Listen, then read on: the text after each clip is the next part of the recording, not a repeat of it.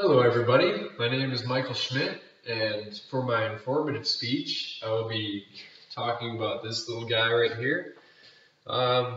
This is what is known as a chinchilla. He's very camera shy. And if you can see here, he's got kind of like a squirrel and a mix between a squirrel and a rabbit kind of look. You can see the squirrel tail there and the rabbit-like ears with the whiskers and all that good stuff. I'm going to give a brief explanation of how I acquired this animal. My good friend actually purchased him up at PetSmart in Southridge, a friend that used to go to UC. And shortly after that, he realized that he had to move across the country. So he realized that he couldn't take this guy with him, and I was very glad to take him into my own arms because he's a cute little guy. So yeah, and I'll give a little information about where the chinchilla animal species came from. They're originally from the Andes Mountains, which is it's a very cold and high elevated environment. So with this guy, you have to keep him in a very cool place. So where I keep him is I keep him downstairs in our basement in the laundry room, and that's the coolest place in our house. And with that, it keeps him very comfortable, very calm, so he's not overheating. Yeah, he's got this very thick fur, and with the fur is if you grab it too hard, it's kind of like an instinct for them to shed, because the predators, when they get a hold of them, the chinchilla knows to shed its fur so that only the predator only gets the fur instead of running away with the chinchilla itself. With the high elevation, I like to bring him upstairs into my bathroom and let him run around in there. And he tries to find the highest point in the room. Basically, he jumps from the toilet to the sink. He'll run around in the sink. Kind of gross, but I wash it out afterwards.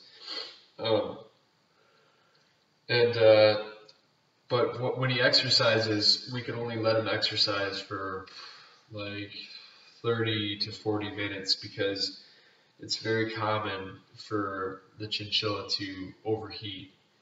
And when they overheat, you can kind of notice, or when they start to overheat, you can kind of notice them breathing a little more heavy and not moving as fast. So that's when you know to take him back down to the cage and let him rest for a bit. He is nocturnal. He stays up at night. Sometimes he squeaks when he's lonely, but other than that, he doesn't really keep me up much. His diet is pretty much like a rabbit's diet.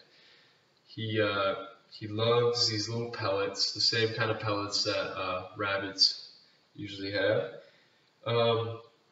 He also likes the hay, and he actually needs the hay because it consists of about 90% of his diet.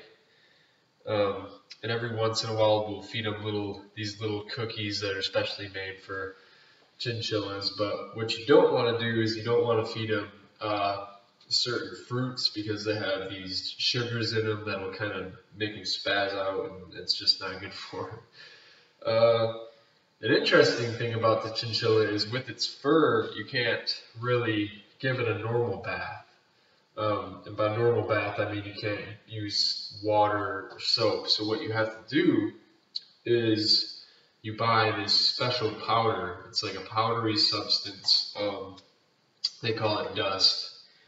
And what the chinchilla does is you'll put it in a bowl, and he'll just jump right in, roll around, get his coat wet, and or not wet but dusty, and that cleans out cleans out his really thick, soft fur. If you were to put water on him, if any water spilled on him, or if you were to bathe in water, his skin reacts in a way where it grows like fungus and he starts to lose his fur. So, and that's from his natural habitat. He's actually, in his DNA, they bathe in volcanic ash. So with the dust, it's basically simulating that volcanic ash for him. So that's the information about my little friend here. I call him Chinchi once again. He's a cute little guy, and I hope you learned a lot from him. Thank you.